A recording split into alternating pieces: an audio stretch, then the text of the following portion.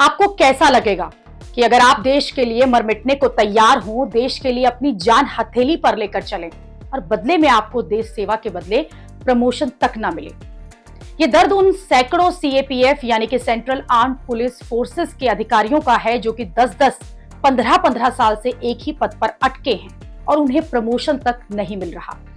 ये पूरा मामला क्या है ये आपको बताऊं उससे पहले आपको सीआरपीएफ में असिस्टेंट कमांडेंट अजय मलिक के बारे में बताती हूं। सोमवार को लोकसभा में नेता विपक्ष राहुल गांधी सीआरपीएफ में असिस्टेंट कमांडेंट अजय मलिक से मिले।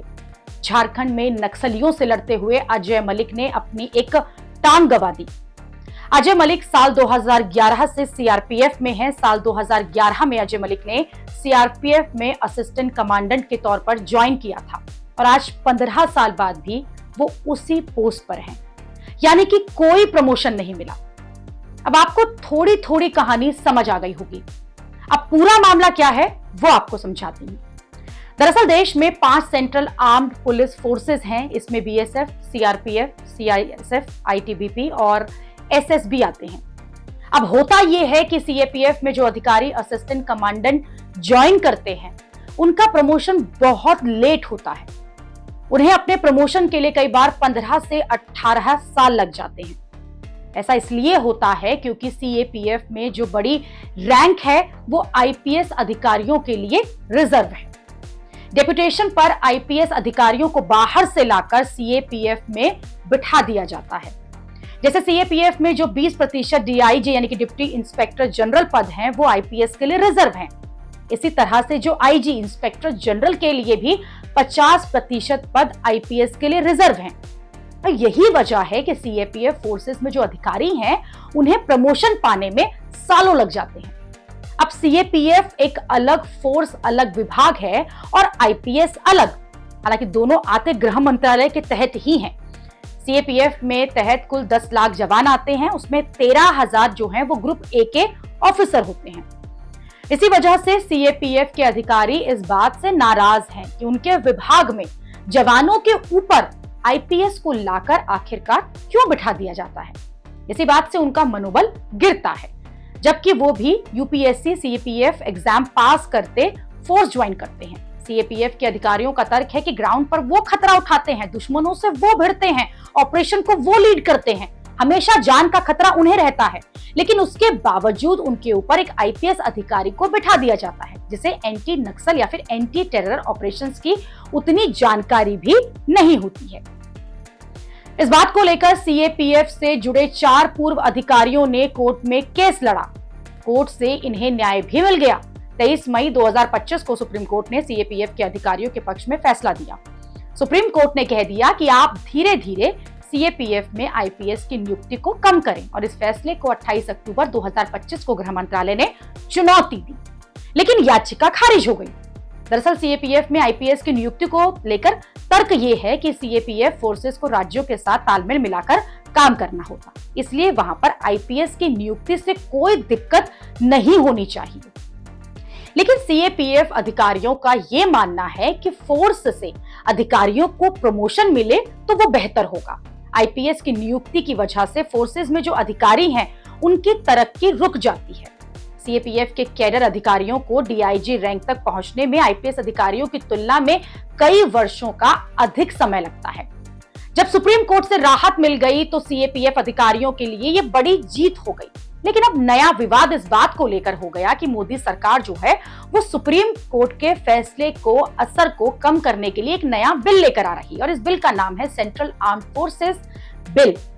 इस बिल के तहत सीएपीएफ में अधिकारियों की नियुक्ति से जुड़े जो नियम हैं वो तय किए जाएंगे।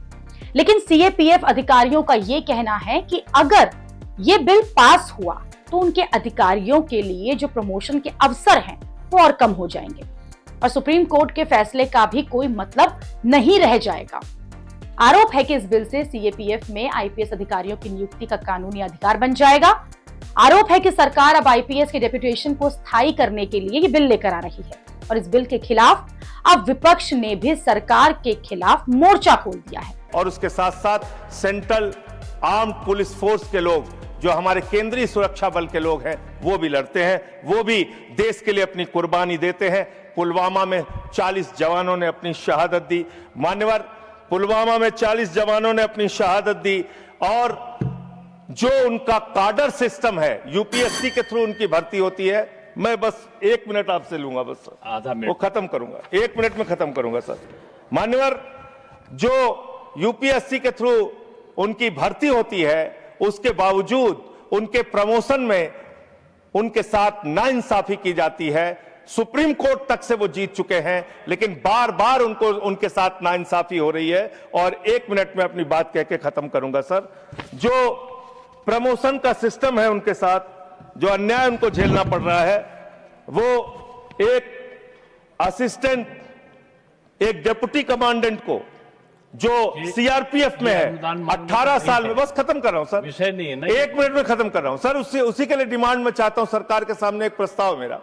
18 वर्षों में एक प्रमोशन मिलता है सीआरपीएफ के डिप्टी कमांडेंट को और असिस्टेंट कमांडेंट को 15 वर्ष में एक प्रमोशन मिलता है। यही हाल बीएसएफ का है। लेकिन जो आईपीएस बैच के अधिकारी हैं उनको 4-4 प्रमोशंस मिलते हैं। हमें आईपीएस के प्रमोशन से परेशानी नहीं है, लेकिन बीएसएफ में, सर खत्म कर रहा हूं सर, 30 सेकंड में खत्म कर रहा हूं सर, खत्म कर रहा हूं 30 सेकंड में सर। मेरा सिर्फ आपके माध्यम से सरकार से इतना अनुरोध है कि जो हमारे केंद्रीय सुरक्षा बल के जवान हैं, जो हमारी वो सेना है, उसका मनोबल कमजोर ना हो जवानों का, और उसमें आईपीएस को उनकी पोस्टों पे ना बैठाया जाए। के सीमा तक औद्योगिक संस्थानों से लेके हवाई अड्डे और अन्य सारे महत्वपूर्ण लोगों की सेवा में रहते हैं। लेकिन दुखद बात यह है, वो अपने जीवन को भी देते हैं, तमाम शहीद होते हैं,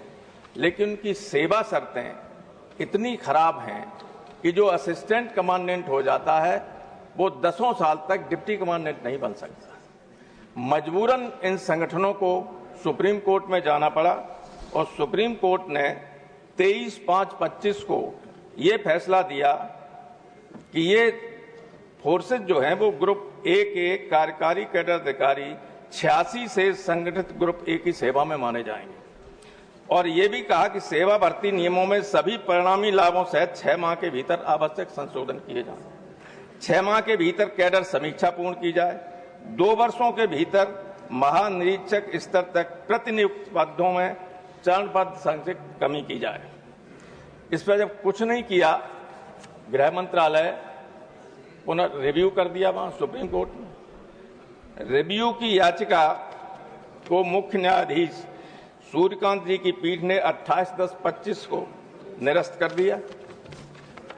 फिर भी गवर्नमेंट ने कुछ नहीं किया। बाध्यकारी फैसला था, सुप्रीम कोर्ट के आदेश को पर लागू नहीं जब किया तो फिर इन संगठनों को कंटेम्प्ट में जाना पड़ा। पहली तारीख पड़ी 10/2/26, 10 फरवरी को।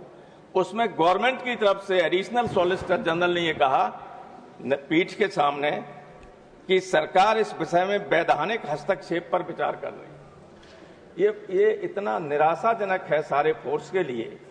देखिए सर, एक इसी सुप्रीम कोर्ट ने एक टीचर्स के बारे में कहा 20-20, 25-25, 30-30 साल से लोग नौकरी कर रहे हैं, सबको इम्तिहान देना पड़ेगा, फेल हो जाएंगे तो हटा दिए जाएंगे। ये प्राइमा फेसी गलत फैसला था, लेकिन सुप्रीम कोर्ट का उसमें रिव्यू करने के लिए गवर्नमेंट नहीं गई वहां।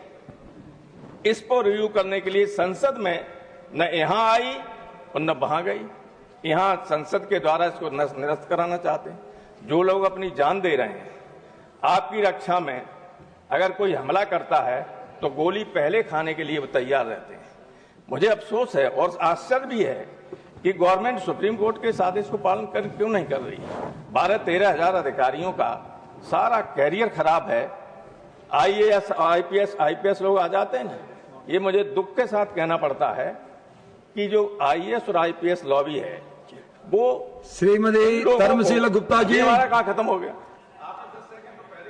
कर दिए, पूरा काम नहीं करने दिया। हम ये चाहते हैं ये डॉटेड लाइन पर न करें। माननीय गृह मंत्री जी से मेरा अनुरोध है आपके माध्यम से कि सुप्रीम कोर्ट के फैसले को लागू कराएं और देश की सेवा में अपनी जान देने वाले अधिकारियों के लिए। विपक्ष इस मुद्दे को उठा रहा है। नेता विपक्ष राहुल गांधी भी एक्टिव हो गए हैं। अब देखना यह है कि ये लड़ाई कितनी आगे जाती है।